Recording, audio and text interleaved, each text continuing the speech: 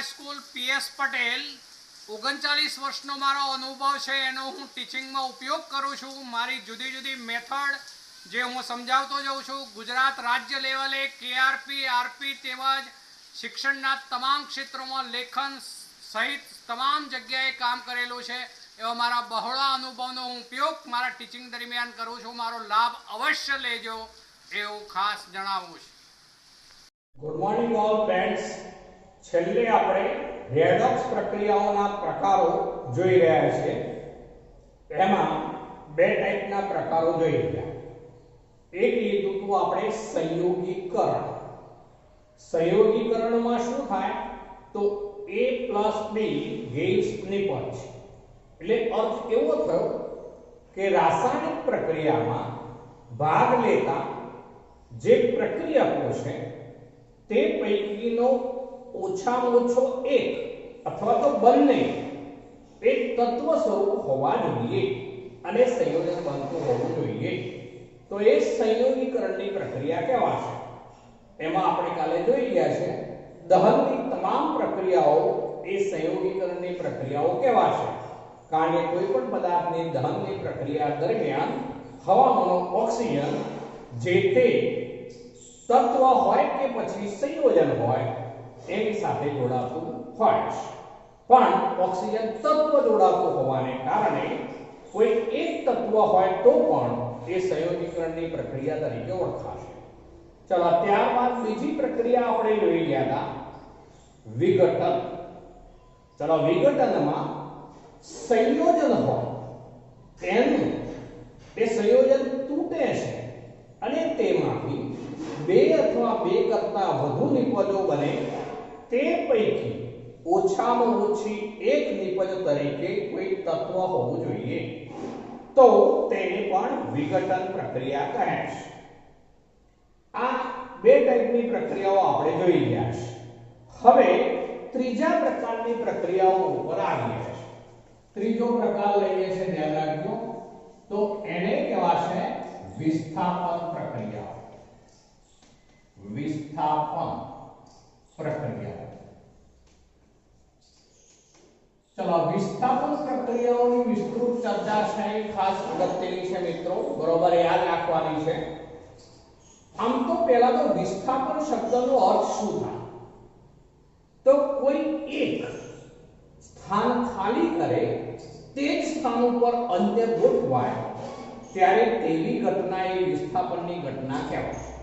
ફરીથી બોલું કોઈ એક સ્થાન ખાલી કરે તે જ સ્થાન ઉપર અન્ય ગોઠવાય તો તે વિસ્થાપનની પ્રક્રિયા કહેવાય। દાખલા તરીકે અહીંયા આપણે લેવું છે થોડું જુદા સંદર્ભમાં લઈએ। માનો કે આ x લીધું કોઈ એક તત્વ છે અને આ y છે ને આપણે જે લીધું આ એક સંયોજન છે। સમજો આ સંયોજન છે જેમાં બે તત્વો રહેલા છે જ્યારે આ તત્વ છે। હવે તેમની વચ્ચે પ્રક્રિયા થાય ત્યારે આ y નું x દ્વારા વિસ્થાપન થઈ જાય એટલે એમાંથી xz બની જાય અને y મુક્ત થાય। આપણે આમાં ગમે તેને મુક્ત કરી શકીએ પણ અહીંયા કેટલો કરવાનો છે આપણે કે આ x દ્વારા આ y નું વિસ્થાપન થયું કહેવાશે। x + yz is xz + y। એટલે હવે અર્થ એવો થશે એમ કહેવાશે કે આ એક કોઈ સંયોજન છે। એ સંયોજનમાં રહેલા કોઈ એક આયન કે પરમાણુ अन्य आयन के परमाणु द्वारा विस्थापन थाय। फरीथी बोलूं संयोजનમાં રહેલા કોઈ એક સંયોજનમાં રહેલા કોઈ એક પરમાણુ કે આયનનું अन्य परमाणु के आयन द्वारा विस्थापन थाय છે। આવી પ્રક્રિયાઓ એ બધી વિસ્થાપન પ્રક્રિયાઓ તરીકે ઓળખાશે। હવે મિત્રો વિસ્થાપન પ્રક્રિયાઓ એ ધાતુ તત્વોમાં પણ થઈ શકે અધાતુ તત્વોમાં પણ થઈ શકે। તો હવે એવી બે અલગ ટાઈપની પ્રક્રિયાઓ લઈએ છે। તો હવે હું એવું કહું છું કે જેમાં ધાતુ તત્વો द्वारा विस्थापन। ધાતુ તત્વો દ્વારા વિસ્થાપન અથવા ધાતુ વિસ્થાપન એવો કહેવાય, ધાતુ વિસ્થાપન. ચલો હવે ધાતુ વિસ્થાપન એવો રાખીએ છીએ. માનો કે આવું કંઈક સંયોજન છે. આપણી પાસે કોપર સલ્ફેટનું દ્રાવણ છે, CuSO4 કોપર સલ્ફેટનું જલીય દ્રાવણ. ચલો તેની ઝિંક સાથે જ્યારે પ્રક્રિયા થાય Zn ત્યારે તેમાંથી આવું બની જશે, કોપર જે છે એના કરતા Zn વધારે પ્રબળ રિડક્શન કરતા છે. ફરી બોલું છું, કોપર કરતા Zn વધારે પ્રબળ રિડક્શન કરતા છે, જેને કારણે કોપરનું સ્થાન Zn લેશે, જેથી અહીંયા બનશે ZnSO4 aqueous અને વત્તા Cu સોલિડ મુક્ત થઈ જશે. જો ફરીથી બોલજો, કોપર સલ્ફેટ એક સંયોજન છે. Zn આ એક તત્વ છે. જ્યારે આ બે વચ્ચે પ્રક્રિયા થાય છે ત્યારે આમાં રહેલો Cu2+ આયન છે, આમાં આપણે ઓક્સિડેશન આંક લખીએ તો Cu2+ કહેવાશે. SO4 આખું લખું તો 2- કહેવાય. બે અલગ લખું તો સલ્ફર +6 કહેવાય. બરોબર, ધ્યાન રાખજો, સલ્ફર +6 કહેવાય, જ્યારે ઓક્સિજન -2 કહેવાય. મેં બધાના અલગ લખ્યા, ભેગું લખી શકાય SO4 2-. Zn શુદ્ધ તત્વ એટલે એનો ઓક્સિડેશન આંક 0. આમાં Zn2+ છે. Zn એટલે કે આગળ ચિહ્ન કરીશું પ્લસ, આગળ ચિહ્ન કરીશું પ્લસ. આમાં Cu+2 હતું, જ્યારે આમાં Cu જે છે 0 થઈ જશે. સલ્ફર જેમ છે એમને જ +6 ઓક્સિડેશન આંક, ઓક્સિજન -2 ઓક્સિડેશન આંક. તો જુઓ, આ એક રેડોક્સ પ્રક્રિયા છે. આ દરમિયાન જે Zn છે એનું Zn2+ માં ઓક્સિડેશન થયું કહેવાશે, જ્યારે જે Cu2+ છે એનું Cu સોલિડમાં રિડક્શન થયું કહેવાશે. તો આમ કોપર સલ્ફેટના દ્રાવણની Zn સાથેની આ પ્રક્રિયા, જેમાં આ વધુ પ્રબળ રિડક્શન કરતા હોવાને કારણે તે આ Cu2+ આયનનું Cu0 માં Cu0 રિડક્શન કરે છે એમ કહેવાશે. ચાલો બીજી પ્રક્રિયા લઈએ. માનો કે વેનેડિયમનો પેન્ટોક્સાઇડ છે આપણી પાસે, વેનેડિયમનો પેન્ટોક્સાઇડ લઉં છું, V2O5. સોરી, વેનેડિયમનો પેન્ટોક્સાઇડ લીધો આપણે. ચાલો એની પ્રક્રિયા છે એ આપણે કેલ્શિયમ ધાતુ સાથે કરીએ છીએ, કેલ્શિયમ ધાતુ સાથે. ત્યારે આવું બનશે મિત્રો, કેલ્શિયમને ઓક્સિજન પ્રત્યે વધુ આકર્ષણ છે, માટે કેલ્શિયમ સાથે આ 5 છે, 5Ca, આ 5Ca સાથે આ ઓક્સિજન જોડાઈ જશે, જેથી 5CaO બનશે. બે વેનેડિયમ મુક્ત થઈ જાય છે, twice V સોલિડ, અને એ દરમિયાન બની ગયું 5CaO સોલિડ.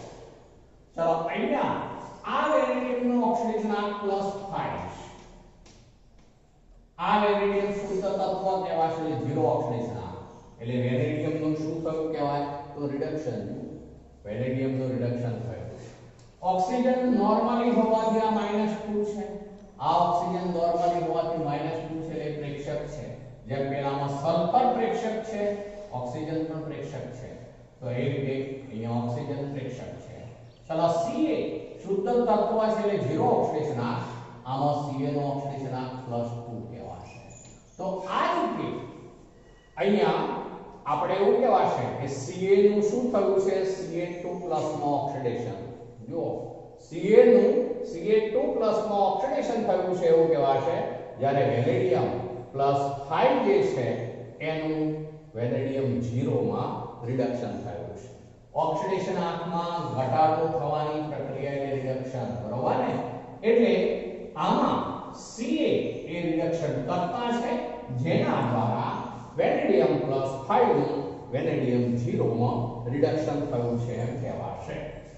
ચલો બીજી એક પ્રક્રિયા લઈએ, TiCl4 લીધું આપણે, TiCl4 તેની આપણે Mg ધાતુ સાથે પ્રક્રિયા કરાવીએ છીએ તો તેની અંદરથી બનશે MgCl2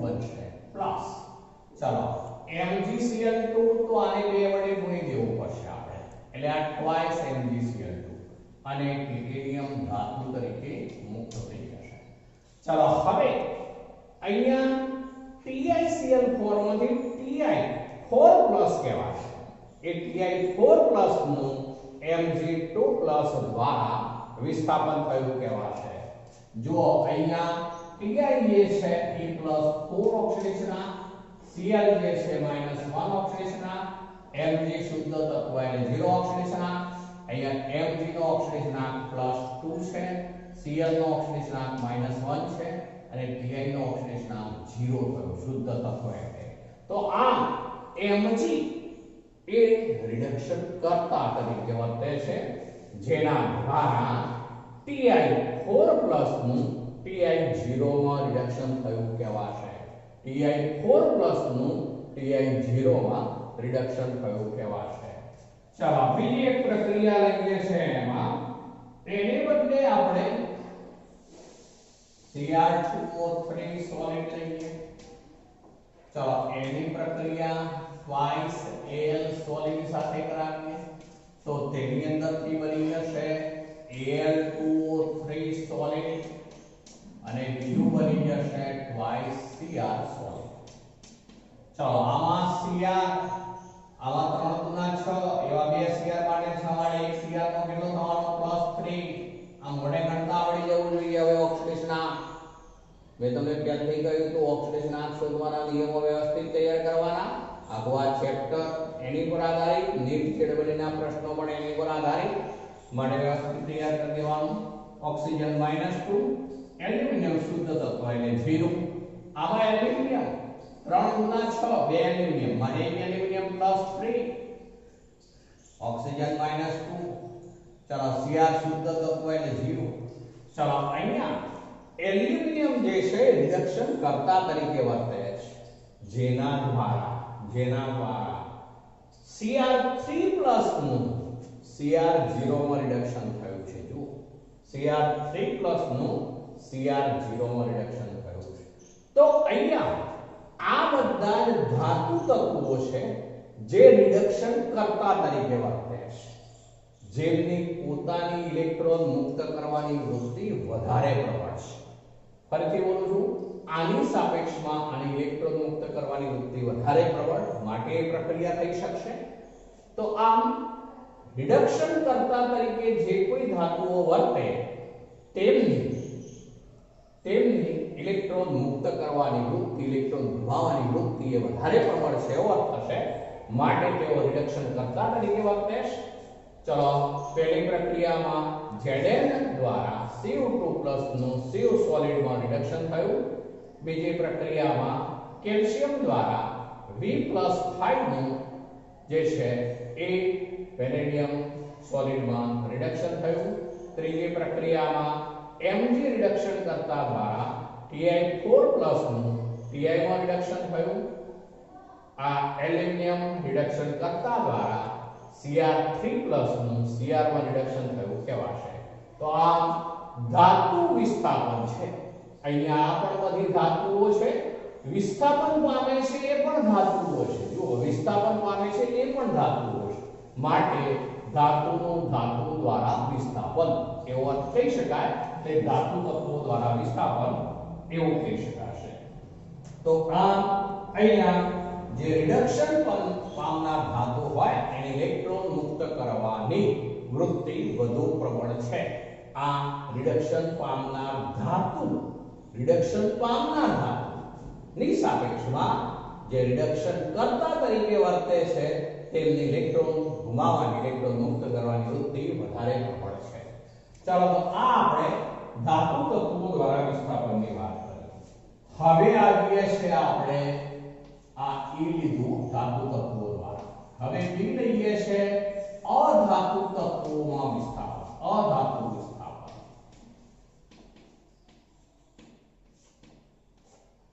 ચલો હાઇડ્રોજન છે, ઓક્સિજન છે, આ અધાતુ તત્વો તરીકે ઓળખાતા હોય છે. તો જ્યારે રાસાયણિક પ્રક્રિયાઓ દરમિયાન હાઇડ્રોજનનું, ઓક્સિજનનું જ્યારે વિસ્થાપન થતું હોય તો તેવી પ્રક્રિયાઓ બધી અધાતુ વિસ્થાપન તરીકે, એ ઉપરાંત હેલોજનનું વિસ્થાપન થતું હોય તો એ પણ અધાતુ વિસ્થાપન તરીકે આપણે ઓળખીશું. ચલો અધાતુ વિસ્થાપનમાં ઘણી બધી વિવિધ પ્રક્રિયાઓ છે. ચલો એમાં સૌથી પહેલા આપણે પ્રથમ સમૂહની આલ્કલી ધાતુઓ એક પછી એક જુદા પાડતા જઈએ છે. એમાં હું પ્રથમ સમૂહની આલ્કલી ધાતુઓની વાત પહેલા લઉં છું. પ્રથમ સમૂહ ને આલ્કલી ધાતુઓ એ ઉપરાંત Ca, Ba અને Sa. પ્રથમ સમૂહની આલ્કલી ધાતુઓ ઉપરાંત Ca, Ba અને Sa આ બધી ધાતુઓ છે. આ કઈ કહેવાય? આલ્કલાઇન અર્ધ ધાતુઓ. આ જે છે ત્રણેય તે આલ્કલાઇન અર્થ, પણ એમાં કઈ છે? Ca, Ba અને Sa. આ ધાતુઓ બધી જ પ્રબળ રિડક્શન કરતા તરીકે વર્તે છે. શું કહું છું? પ્રબળ રિડક્શન કરતા.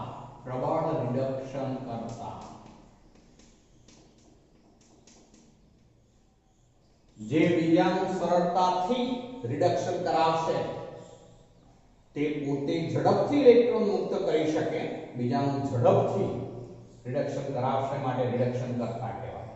આ બધી ધાતુઓ કેમ ઝડપથી ઇલેક્ટ્રોન મુક્ત કરી શકે? તો યાદ કરી લો, આપણે આગળ જોઈ ગયા છે.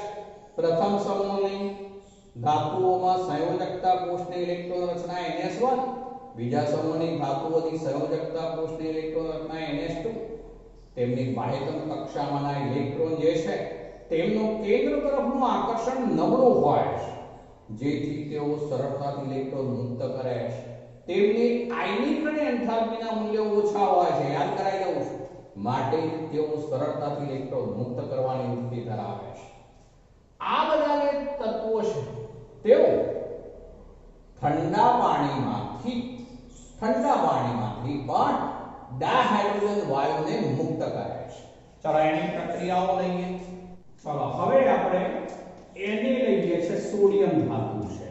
એની ઠંડા પાણીની સાથે પ્રક્રિયા કરાવીએ છે, H2O લિક્વિડ.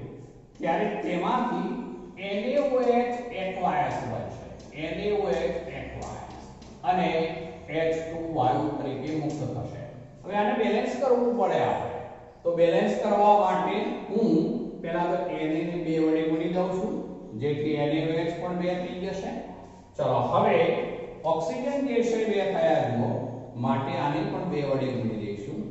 તો ઓક્સિજન 2, હાઇડ્રોજન 2 ને 2 4 થઈ ગયું બેલેન્સ. ચલો હવે આ જે પ્રક્રિયા છે એમાં સોડિયમ ઓક્સિડેશન આમ 0 કહેવાશે. અહીંયા સોડિયમ Na+1 છે, Na+1 છે. ચલો આમાં હાઇડ્રોજન +1 છે, ઓક્સિજન -2 છે, ઓક્સિજન -2. ચલો આમાં ઓક્સિજન -2 છે, હાઇડ્રોજન +1 છે, પણ આ હાઇડ્રોજન 0 ઓક્સિડેશન આંક, શુદ્ધ તત્વ એટલે 0 ઓક્સિડેશન આંક. તો જો અહીંયા શું થયું છે? આ Na0 માંથી Na+1 એટલે સોડિયમનું શું થયું? ઓક્સિડેશન. સોડિયમનું ઓક્સિડેશન થયું છે, માટે સોડિયમ શું કહેવાય? રિડક્શન કરતા. તો આ રિડક્શન કરતા છે. ચલો એ પાણી, ઠંડુ પાણી છે, એમાંથી હાઇડ્રોજન વાયુ જે અધાતુ તત્વ છે એ મુક્ત કરે છે, એવું કહેવાશે. અહીંયા હાઇડ્રોજન +1 માંથી 0 ગણીએ, +1 માંથી 0 એટલે એ શું થયું કહેવાય? રિડક્શન. તો આ Na દ્વારા પાણીમાંના હાઇડ્રોજનનું H2 માં રિડક્શન થયું એવું કહેવાશે આ પ્રક્રિયા. એ જ રીતે આપણે કેલ્શિયમ ધાતુ લઈએ, Ca સોલિડ લઈએ છે, માનો કે NeH2O સાથે પ્રક્રિયા કરાવીએ તો એ વખતે પણ CaOH twice બને, calcium hydroxide CaOH twice aqueous, plus H2 gas. જો હાઇડ્રોજન 2 2 4 પ્યોર થાય તો આ 4 હાઇડ્રોજન, ઓક્સિજન 2, અહીંયા ઓક્સિજન આ રીતે ગણાય 2 ઓક્સિજન. ચલો હવે અહીંયા કેલ્શિયમ જે છે એ ઓક્સિડેશન આંક 0. ચલો અહીંયા કેલ્શિયમ જે છે એનો ઓક્સિડેશન આંક કહેવાશે +2. અહીંયા કેલ્શિયમનો ઓક્સિડેશન આંક +2. તો કેલ્શિયમનું શું થયું? ઓક્સિડેશન. કેલ્શિયમનું ઓક્સિડેશન. ચલો આમાં હવે ફરીથી નથી લખતો, આ +1 આ -2, જ્યારે આ 0 0. તો આ ઓક્સિજન જે છે હાઇડ્રોજન +1 માંથી 0 ઓક્સિડેશન આંક અનુભવે છે. અર્થ એવો થયો ઓક્સિજનનો એનો એ જ રે -2 જ. આ હાઇડ્રોજન +1 છે. તો આ +1 એ પ્રેક્ષક કહેવાય, પણ આ +1 માંથી આ હાઇડ્રોજન 0 એ શું કહેવાશે? એનું રિડક્શન થયું કહેવાશે. તો આ ઠંડા પાણીમાંથી આપણે આમાં શબ્દ એવો વાપરવો છે ઠંડા પાણીમાંથી. ચલો તો પ્રબળ રિડક્શન કર્તા તરીકે વર્તે છે, પણ કોની સાથે પ્રક્રિયા થાય છે? ઠંડા પાણી. ઠંડા પાણી સાથે પ્રક્રિયા થાય છે ત્યારે તેમાંથી ડાયહાઇડ્રોજન વાયુ આ આલ્કલી ધાતુઓ, આલ્કાઇલ અર્ધધાતુઓ જે છે એ મુક્ત કરી શકે છે. આલ્કલી ધાતુઓ બધી પ્રથમ સમૂહની જે છે ઘણી બધી છે, તો એ બધી મુક્ત કરી શકશે. ચાલો હવે બીજું લઉં છું. તો તેની અંદર જે છે આપણે આ આલ્કલી ધાતુઓ અને આલ્કાઇલ અર્ધધાતુઓ પૂરતી વાત કરી, પણ તેમના કરતા થોડીક ઓછી સક્રિય ધાતુઓ હોય તો તે પાણીની વરાળ સાથે પ્રક્રિયા કરે છે. આ ઠંડા પાણીની વાત કરી, હવે હું પાણીની વરાળ સાથેની પ્રક્રિયાઓ પર આવું છું. પાણીની વરાળ સાથે. ચલો પાણીની વરાળ સાથે તો એમાં આપણે આવું લઈએ છે, માનો કે Mg ધાતુ છે. Mg ધાતુ છે તો Mg ધાતુ એ પાણીની વરાળ સાથે પ્રક્રિયા કરશે. Mg ધાતુ છે. ચલો પાણીની વરાળ એટલે હું H2O ગેસ જ લખું છું. પાણીની વરાળ એવો શબ્દ મેં વાપર્યો, અહીંયા ધ્યાન રાખજો.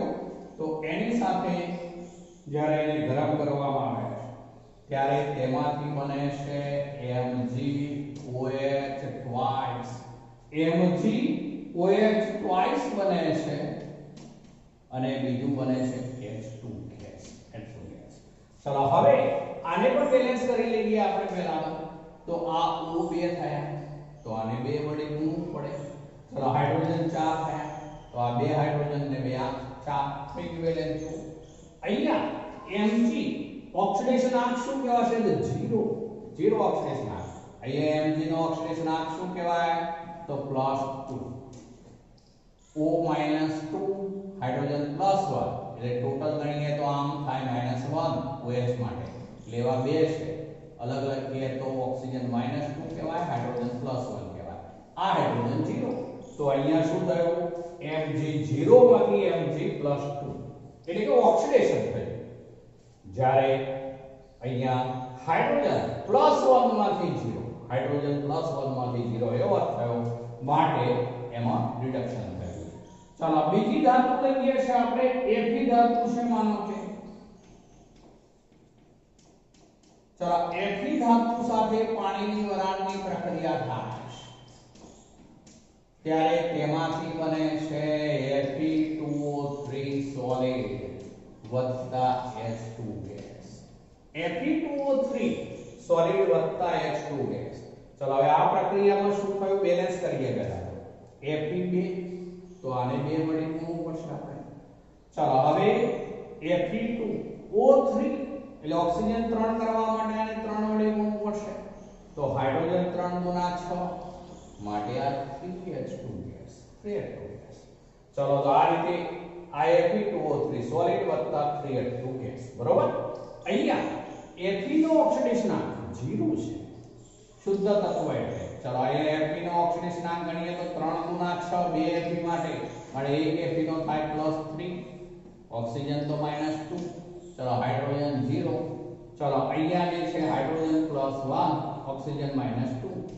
તો ઓક્સિજન પ્રેક્ષક છે પણ હાઇડ્રોજન જે છે એ +1 માંથી 0 એટલે શું થયું રિડક્શન કોના દ્વારા તો Fe દ્વારા Fe નું પોતાનું શું થયું છે ઓક્સિડેશન Fe 0 માંથી Fe +3 પોતાનું ઓક્સિડેશન થયું છે તો આમ થોડી ઓછી સક્રિય ધાતુ આ વધુ સક્રિય છે પણ આ ઓછી સક્રિય થોડી સાપેક્ષમાં ઓછી સક્રિય ધાતુઓ છે એ પાણીની વરાળ સાથે પ્રક્રિયા કરે છે અને ત્યારે આ રીતે પાણીની વરાળમાંથી ડાયહાઇડ્રોજન વાયુ મુક્ત કરે છે ચલો હજુ કેટલીક ધાતુઓ એવી પણ છે કે જે ઠંડા પાણી સાથે કે પાણીની વરાળ સાથે પ્રક્રિયા કરતી ન હોય પણ એસિડ સાથે પ્રક્રિયા કરે HCl ખનિજ એસિડ કહેવાય તો એની સાથે પ્રક્રિયાઓ કરે છે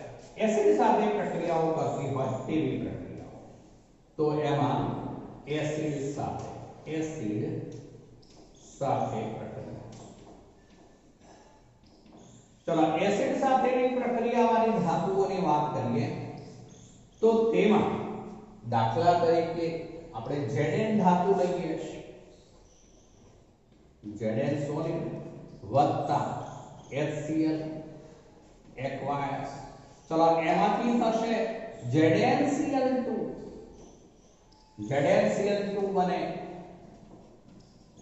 અને વત્તા H2 મુક્ત થશે ચલો આ પ્રક્રિયામાં Cl 2 છે તો બેલેન્સ કરવાને 2 વડે ગુણવું પડશે હાઇડ્રોજન તો 2 થઈ ગયા ચલો Zn શુદ્ધ તત્વ એટલે ઓક્સિડેશનાંક 0 ચલો Zn2+ બરોબર ચલો 0 માંથી +2 એટલે શું થયું કહેવાય તો ઓક્સિડેશન 0 માંથી +2 એટલે ઓક્સિડેશન ચલો અહીંયા હાઇડ્રોજન +1 જ્યારે Cl - 1 હેલોજન છે આ Cl - 1 છે ચલો અહીંયા આ Cl - 1 જ છે એટલે Cl અહીંયા પ્રેક્ષક આયન તરીકે છે પણ હાઇડ્રોજન 0 +1 માંથી 0 એટલે શું થયું તો રિડક્શન તો આ રીતે Zn ની HCl સાથેની પ્રક્રિયા થશે Fe ની HCl સાથે પ્રક્રિયા Fe સોલિડ વત્તા HCl aqueous તો એમાંથી પણ FeCl2 બને FeCl2 aqueous વત્તા H2 ગેસ ચલો હવે આમાં જે છે આ આપણે Cl2 કરવા માટે 2 વડે ગુણી દેવું પડશે ચલો Fe નો ઓક્સિડેશનાંક 0 ચલો અહીંયા FeCl2 માં Fe નો ઓક્સિડેશનાંક +2 Cl તો -1 જ છે H2 0 છે ચલો તો અહીંયા H +1 માંથી H2 0 રિડક્શન થયું Fe દ્વારા રિડક્શન થયું Fe નું પોતાનું શું થયું છે ઓક્સિડેશન ચલો એને બદલે Mg ધાતુ લઈએ Mg ધાતુ એની આપણે HCl સાથે પ્રક્રિયા કરાવીએ ચલો તો એમાં પણ MgCl2 બને MgCl2 aqueous અને વત્તા ચલો MgCl2 aqueous HCl સાથે પ્રક્રિયા કરાવી આપણે અને બીજું બનશે H2 ગેસ ચલો હવે આમાં પણ Mg શુદ્ધ તત્વ 0 આમાં Mg +2 કેવા છે ઓક્સિડેશન Cl - 1 ચલો H2 0 એટલે અહીંયા HCl માંથી ડાયહાઇડ્રોજન વાયુ મુક્ત થયો તો આવી ધાતુઓ જે છે Zn છે Fe છે Mg છે આ બધી ધાતુઓ પણ એસિડ સાથે પ્રક્રિયા કરે છે અને તેમાંથી આ રીતે ડાયહાઇડ્રોજન વાયુ મુક્ત કરે છે આ જ રીતે કેડમિયમ ધાતુ છે Sn ટીન ધાતુ છે તો એ પણ આવી જ પ્રક્રિયાઓ કરી શકે છે ડાયહાઇડ્રોજન વાયુ મુક્ત કરે છે પણ હવે શું બોલવું છે ધ્યાન રાખજો કેટલીક ધાતુઓ દાખલા તરીકે Au સોનું અને બીજું કહું છું Ag સિલ્વર આ બે ધાતુઓ એવી છે કે તે એસિડ સાથે પ્રક્રિયા કરશે નહીં તો એ બંને ઉમદા ધાતુઓ તરીકે ઓળખાય છે ઉમદા ધાતુઓ જે છે એ આમાંની ઠંડા પાણી કે પાણીની વરાળ કે એસિડ કોઈ સાથે પ્રક્રિયા કરશે નહીં કઈ ઉમદા ધાતુઓ છે તો Au એટલે કે ગોલ્ડ સોનું અને બીજું Ag સિલ્વર ચાંદી એ ઉમદા ધાતુઓ છે જેને કારણે તેઓ આ રીતે પ્રક્રિયાઓ કરશે પણ આ વિવિધ જે પ્રક્રિયાઓ આપણે લીધી એ વિવિધ પ્રક્રિયાઓ ઉપરથી આપણે Zn Cu Ag આવા તત્વો જે હોય તો તેમની ઇલેક્ટ્રોન મુક્ત કરવાની વૃત્તિ જે છે એનો ક્રમ નક્કી કરી શકીએ Zn Cu Ag તો એવા તત્વોમાં Zn ની ઇલેક્ટ્રોન મુક્ત કરવાની વૃત્તિ સૌથી વધારે Zn is greater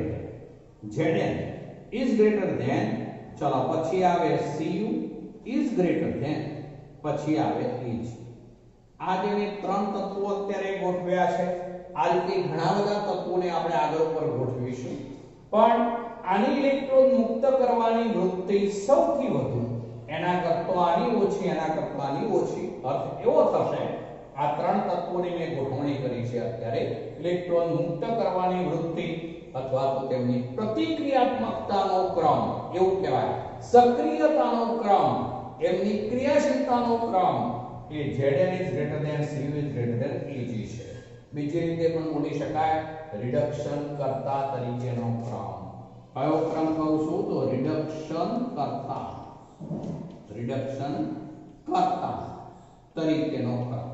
તરીકેનો ક્રમ અથવા ઇલેક્ટ્રોન મુક્ત કરવાની વૃત્તિનો ક્રમ એવો શબ્દ પણ વપરાય ઇલેક્ટ્રોન મુક્ત કરવાની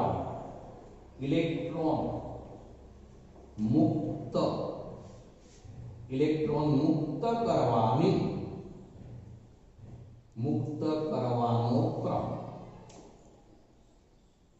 ક્રમ જેને સક્રિયતા શ્રેણી એવું પણ આપણે આગળ ઉપર કહીશું EMF શ્રેણી ઇલેક્ટ્રોમોટિવ ફોર્સ શ્રેણી આપણે આગળ ઉપર વિસ્તૃત બનાવીશું ચલો તો અહીંયા આપણે અધાતુ તત્વોમાં પ્રથમ સમૂહની આલ્કલી ધાતુઓ ઠંડા પાણી સાથે અને આલ્કાઇન અર્ધ ધાતુઓ પણ ઠંડા પાણી સાથે પ્રક્રિયા કરી ડાયહાઇડ્રોજન વાયુ મુક્ત કરે છે પાણીની આમના કરતા થોડી ઓછી સક્રિય હોય તેવી ધાતુઓ પાણીની વરાળ સાથે પ્રક્રિયા કરી અને ડાયહાઇડ્રોજન વાયુ મુક્ત કરે છે જ્યારે કેટલીક અન્ય ધાતુઓ જે છે એ HCl જેવા એસિડ સાથે પ્રક્રિયા કરીને પણ ડાયહાઇડ્રોજન વાયુ મુક્ત કરે છે આપણે જોઈએ ચલો હવે એ સિવાય સમૂહ ક્રમ 17 ના જે તત્વો છે અધાતુઓની જે વાત છે ધ્યાન રાખજો આપણે બીની જ વાત કરી રહ્યા છીએ તો એમાં સમૂહ ક્રમ 17 ચલો સમૂહ ક્રમ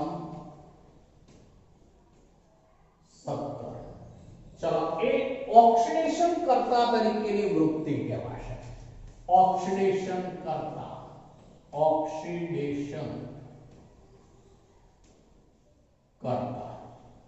તરીકે વર્તે એમનો પ્રમાણ કેટલો છે સક્રિયતાનો F is greater than Cl is greater than Br is greater than I ચલો આ 17મા સમૂહના હેલોજન તત્વો છે FCl Bri તો એમાં સૌથી વધુ સક્રિય જે છે એ F છે F is greater than Cl is greater than Br is greater than I અહીંયા જે છે એ ઓક્સિડેશન કરતા તરીકેની પ્રબળતાનો ક્રમ એવું કહેવાશે પ્રતિક્રિયાત્મકતાનો ક્રમ એવું એને પણ કહેવાય આને પણ પ્રતિક્રિયાત્મકતાનો ક્રમ કહેવાય પણ આ બધા રિડક્શન કરતા તરીકેનો ક્રમ કહેવાય ધ્યાન રાખજો પેલા બધા ઓક્સિડેશન કરતા તરીકેનો ક્રમ કહેવાશે આનો અર્થ એવો થયો કે ફ્લોરિન જે છે એ સૌથી વધુ પ્રબળ ઓક્સિડેશન કરતા છે ફરીથી બોલજો જે ફ્લોરિન છે એ સૌથી વધુ પ્રબળ ઓક્સિડેશન કરતા છે ફ્લોરિન પ્રબળ ઓક્સિડેશન કરતા હોવાથી બિનજલીય દ્રાવણો કયા શબ્દો મૂકું છું એ બરોબર ધ્યાન રાખવાનું છે બિનજલીય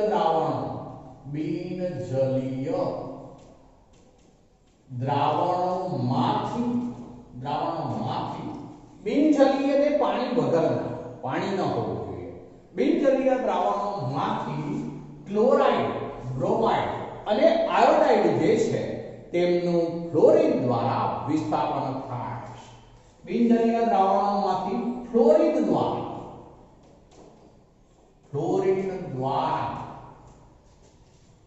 દ્વારા હું સીધા આયન લખી દઉં છું.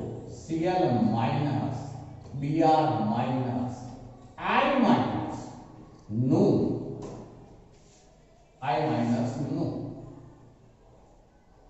આપણે કહીએ તો Cl2 Br2 અને I2 તરીકે વિસ્થાપન તરીકે Cl minus Br minus I minus નું Cl2 Br2 અને I2 તરીકે વિસ્થાપન થાય છે. ચાલો હવે પણ એ ઉપરાંત F- એટલો બધો પ્રબળ ઓક્સિડેશન કરતા છે કે ઠંડા પાણીમાંથી પણ ડાયોક્સિજનને મુક્ત કરે છે. હવે ફ્લોરિન જે છે એ એટલો બધો વધુ પ્રતિક્રિયાત્મક છે, તેમની ઓક્સિડેશન કરતા તરીકેની જે પ્રબળતા છે એ વધુ છે, જેને કારણે એ પાણીમાંથી પણ ઓક્સિજન વાયુને મુક્ત કરે છે. યાદ રાખજો, ત્યાં ઓક્સિજન વાયુ મુક્ત થાય. ચલો પાણીમાંથી ઓક્સિજનને કોણ મુક્ત કરશે? તો ફ્લોરિન. ચલો F2 છે ફ્લોરિન.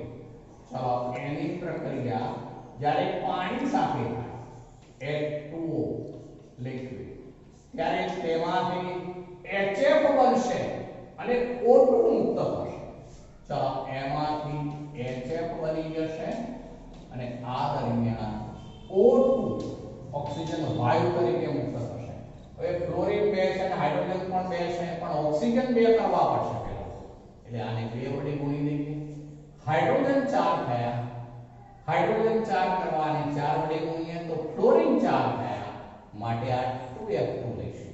તો આ રીતે 2F2 ગેસ વત્તા 2H2O liquid gives 4HF aqueous વત્તા O2 ગેસ. ચલો આ પ્રક્રિયા જે છે એમાં ફ્લોરિન પ્રબળ ઓક્સિડેશન કરતા, સૌથી પ્રબળ ઓક્સિડેશન કરતા હોવાને કારણે પાણીમાંથી ડાયોક્સિજનને મુક્ત કરે છે.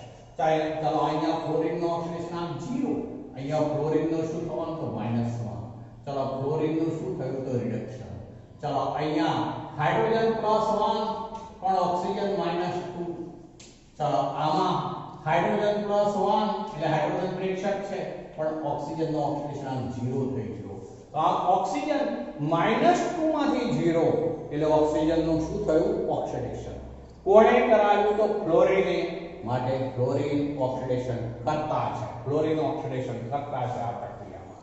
ચલો હવે પણ જલીય દ્રાવણો હોય તો તેની સાથે ફ્લોરિન આવી પ્રક્રિયા, જલીય દ્રાવણો હોય ત્યારે ક્લોરાઇડ, બ્રોમાઇડ કે આયોડાઇડના જલીય દ્રાવણો હોય તો તેની ફ્લોરિન સાથેની પ્રક્રિયાથી વિસ્થાપન નહીં થઈ શકે. કારણ એ છે કે જલીય દ્રાવણ હોવાને કારણે ફ્લોરિન પાણીના અણુઓ સાથે પ્રક્રિયા કરી દેશે. એમાં રહેલા ક્લોરાઇડ કે બ્રોમાઇડ કે આયોડાઇડ હોય તો તેનું તે ઓક્સિડેશન કરાવી શકશે નહીં. એટલે જલીય દ્રાવણો હોય ત્યારે ક્લોરાઇડ આ રીતે ક્લોરાઇડ, બ્રોમાઇડ કે આયોડાઇડનું વિસ્થાપન નહીં કરાવી શકે. અર્થ એવો થશે એમનો ઓક્સિડેશન નહીં કરાવી શકે. ચલો બિનજલીય દ્રાવણ હોય ત્યારે એ પ્રક્રિયા કરી શકે, કારણ કે પાણી સાથે ફ્લોરિન પ્રબળ ઓક્સિડેશન કરતા તરીકે વર્તે, એટલે પાણીની હાજરી હોય તો આવી પ્રક્રિયા થઈ હોય. પણ હવે એને બદલે આપણે ક્લોરિન દ્વારા જે છે એમાં બ્રોમાઇડ અને આયોડાઇડનું વિસ્થાપન થઈ શકે જલીય દ્રાવણોમાંથી. એ જ રીતે બ્રોમાઇડ દ્વારા આયોડાઇડનું પણ વિસ્થાપન થઈ શકે. દાખલા તરીકે આપણે આવી પ્રક્રિયા લઈએ, Cl2 ગેસ વત્તા, ચલો એની પ્રક્રિયા KBr સાથે કરાવીએ છીએ, KBr. તો એમાંથી થઈ જશે આવું KCl બની જશે અને Br2 મુક્ત થઈ જશે, Br2 મુક્ત થઈ જશે. ચલો આ પ્રક્રિયામાં બેલેન્સ કરીએ તો Cl 2 છે તો આને 2 વડે ગુણવું પડે તો K2 થયા તો આને 2 વડે ગુણી દઈશું બેલેન્સ થઈ ગયું જુઓ તો આ પ્રક્રિયામાં Br2 મુક્ત થાય છે પ્રવાહી સ્વરૂપે Cl2 શુદ્ધ તત્વ 0 આમાં K+1 Cl - 1 એટલે Cl2 નું 0 માંથી -1 માં રિડક્શન થયું કેવા છે જ્યારે Br આમાં K+1 Br -1 જ્યારે અહીંયા Br2 0 તો Br -1 માંથી 0 એટલે ઓક્સિડેશન થયું કેવા છે તો આ અહીંયા Br2 મુક્ત થાય છે એને બદલે આપણે આવું પણ લઈ શકીએ અહીંયા Cl2 ગેસ વત્તા ટ્વાઇસ Ki લઈએ છે aqueous ચલો તો એમાંથી બનશે શું બની જવાનું તો ટ્વાઇસ KCl જ બનશે અને આ દરમિયાન I2 મુક્ત થાય છે I2 મુક્ત થાય છે ચલો અહીંયા I એટલે I2 મુક્ત થયું ટ્વાઇસ KCl જ છે ચલો અહીંયા પણ Cl શુદ્ધ તત્વ 0 Cl - 1 એટલે રિડક્શન થયું K+1 પ્રેક્ષક આયન તરીકે છે એવો થશે I - 1 એનો I2 માં એટલે કે 0 માં ઓક્સિડેશન થયું તો આ રીતે આ પ્રક્રિયાઓ જે છે એ દરમિયાન Br2 અને I2 મુક્ત થયા એટલે કે Br- અને I- નું બ્રોમાઇડ નું સંયોજન ભલે ને જલીય દ્રાવણ છે આ જલીય દ્રાવણો છે તો જલીય દ્રાવણોમાંથી બ્રોમાઇડ અને આયોડાઇડ છે એમનું Cl2 દ્વારા વિસ્થાપન થાય છે અહીંયા આપણે ફક્ત આયનોવાળી પ્રક્રિયા લઈએ આમાંથી આ પ્રેક્ષક આયન દૂર કરીએ તો આવું લખાય આ K દૂર કરી દઈએ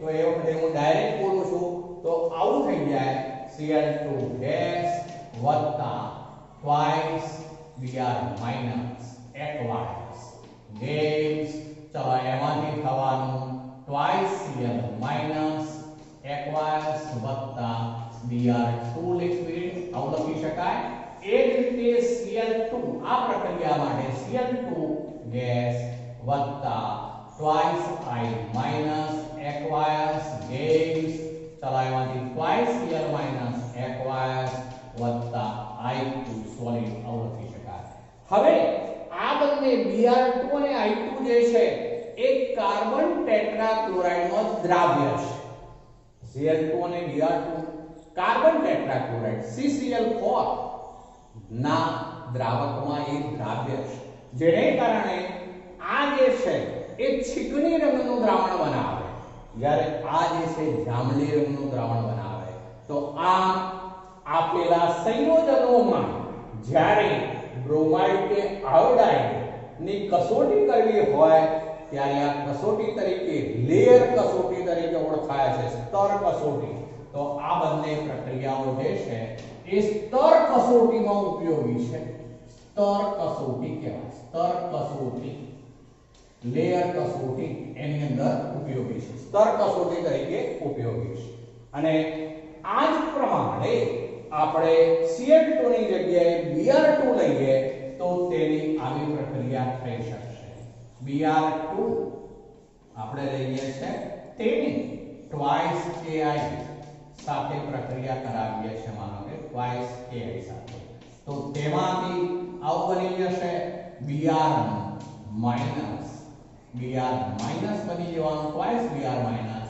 વત્તા I2 એટલે કે અહીંયા K હોવાથી આપણે આવું લખવું પડશે KBr બને એવું લખીશું K છે સાથે એટલે આયન એકલા નથી લખતા પણ સંયોજન બનાવું છું તો KBr બનશે KBr વત્તા I2 એટલે અહીંયા ટ્વાઇસ KBr લેવા પડશે અહીંયા Br શુદ્ધ તત્વ અહીંયા Br -1 એટલે Br નું રિડક્શન થયું અહીંયા I -1 I2 0 તો આ આયોડિન નું શું થયું છે તો ઓક્સિડેશન તો આ Br2 વત્તા twice Ki twice KBr minus વત્તા I2 હવે આ બધી પ્રક્રિયાઓ દર્શાવે છે કે FCl Br અને I બધા પ્રબળ ઓક્સિડેશન કરતા છે ફ્લોરિન તત્વ એવું છે કે જે સૌથી વધુ વિદ્યુત ઋણ છે માટે ફ્લોરિન F- આયન હોય તો તેનું આ રીતે F2 માં આપણે રૂપાંતર કરી શકીએ નહીં. એટલે કે F- નું F2 માં આપણે આ પ્રક્રિયાઓ રાસાયણિક પ્રક્રિયાઓ દરમિયાન ઓક્સિડેશન કરાવી શકીએ નહીં. તે માટે વિદ્યુત વિભાજન ઓક્સિડેશન પ્રક્રિયા જે જરૂરી બને. એ વખતે આવી પ્રક્રિયા કરાવવી પડે ટ્વાઇસ F માઈનસ ક્લોરાઇડ હોય તે ફ્લોરાઇડમાંથી F2 બને અને ઇલેક્ટ્રોન મુક્ત થાય. આવી પ્રક્રિયાઓનો ઉપયોગ એમાં ક્લોરાઇડ સંયોજન હોય ત્યારે કરવો પડે.